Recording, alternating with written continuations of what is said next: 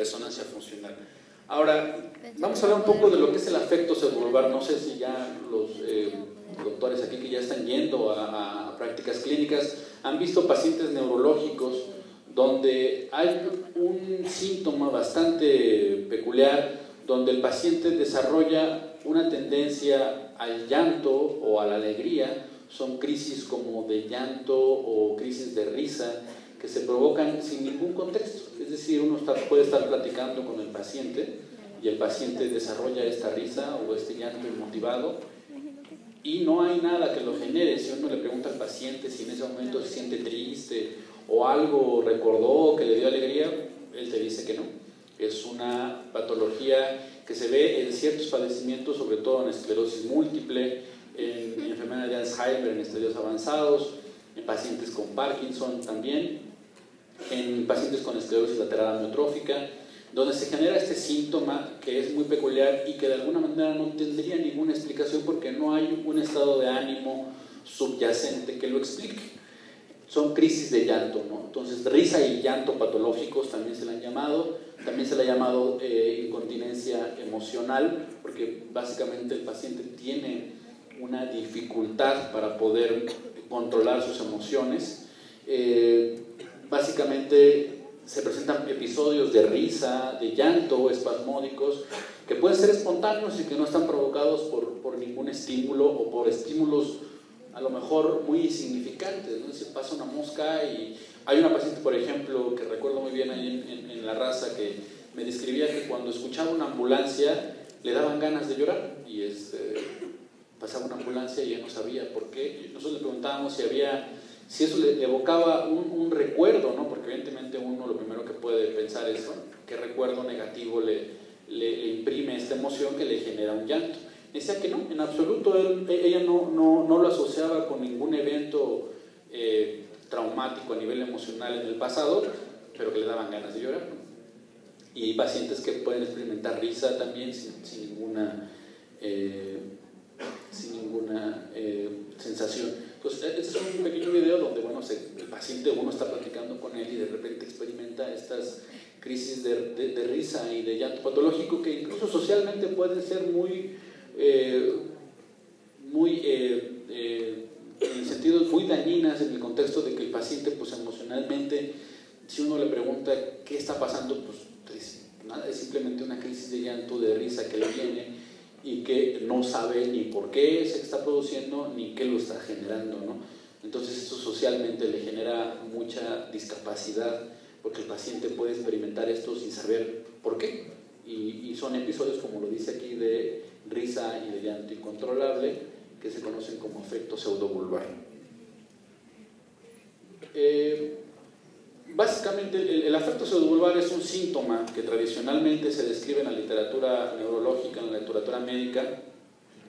Se describía por una lesión, sobre todo a nivel del lóbulo frontal. Se pensaba que las vías que estaban regulando el lóbulo frontal y que tenían una conexión con el tallo cerebral fallaban por lesiones de diferente índole y generaban que el lóbulo frontal se liberara, ¿no? Esa fue la teoría inicial que Wilson en 1924 postuló y que tenía que ver con la interrupción de las vías que vimos hace un rato, las vías córtico-vulvares, que no ejercen el control sobre ciertos centros subcorticales. En el pasado se pensaba que en el tallo cerebral había centros, y así se llamaba literalmente, centros de la alegría y de la tristeza, ¿no?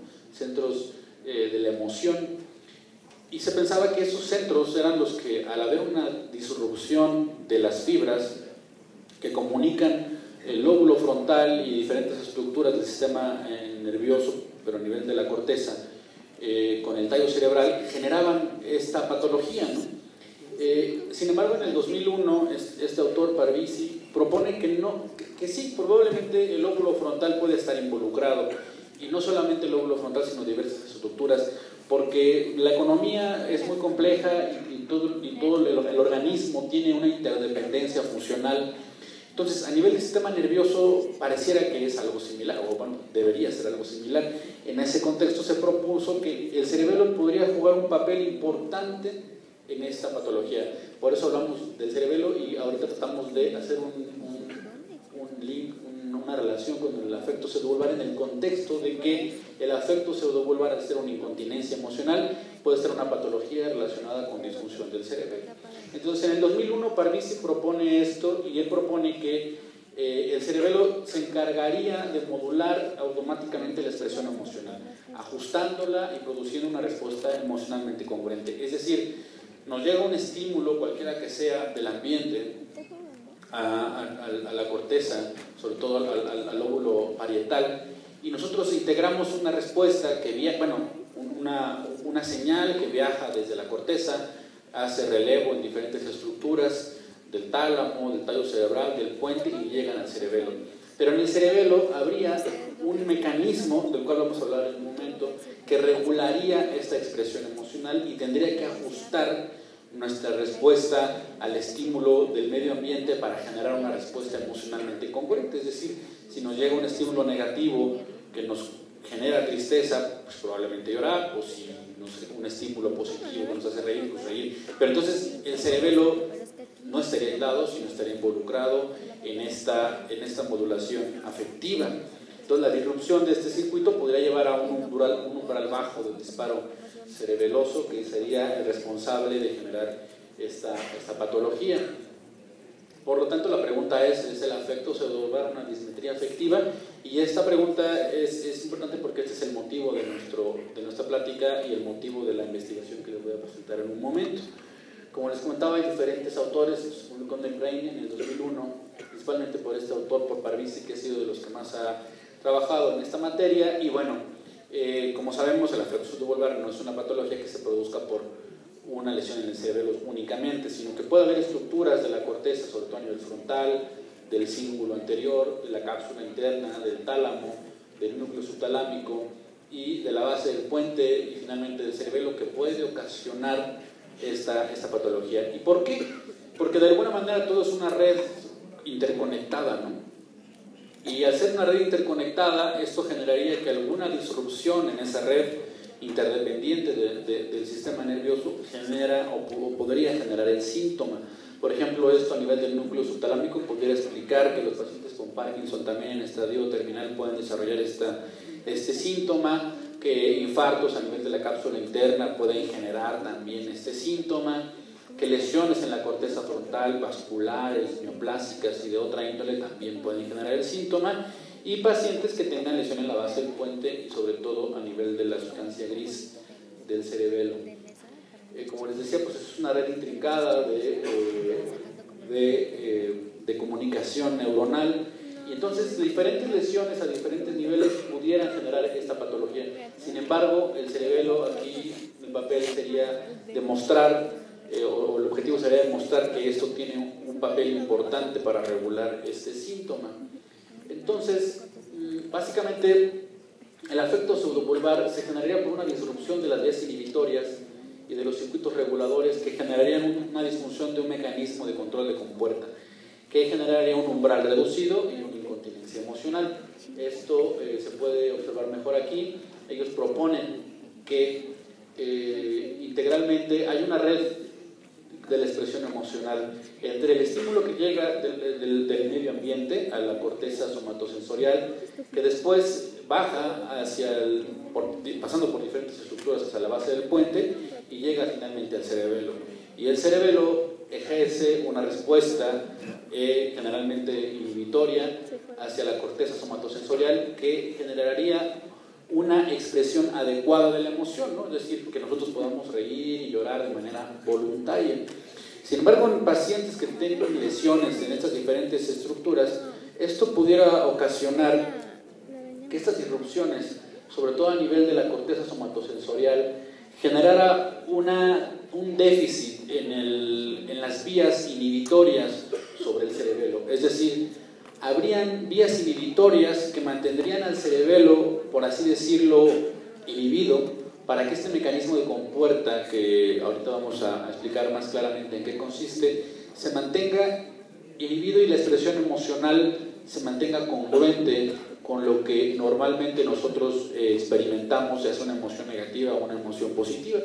Sin embargo, en pacientes con este trastorno, cualquier lesión en estas vías, el parietal, el frontal, el cíngulo, los núcleos de la base, el tálamo, la base del puente y el cerebelo podrían ocasionar, por así decirlo, a grosso modo, una desaferentación del cerebelo, ¿no?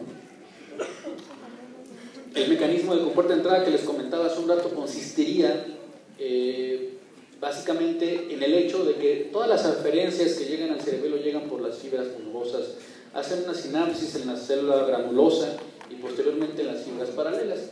Esto ejerce también sinapsis sobre las células de Purkinje, que son las células principales del cerebelo, que son células de proyección, que ejercen un efecto inhibitorio sobre los núcleos profundos del cerebelo.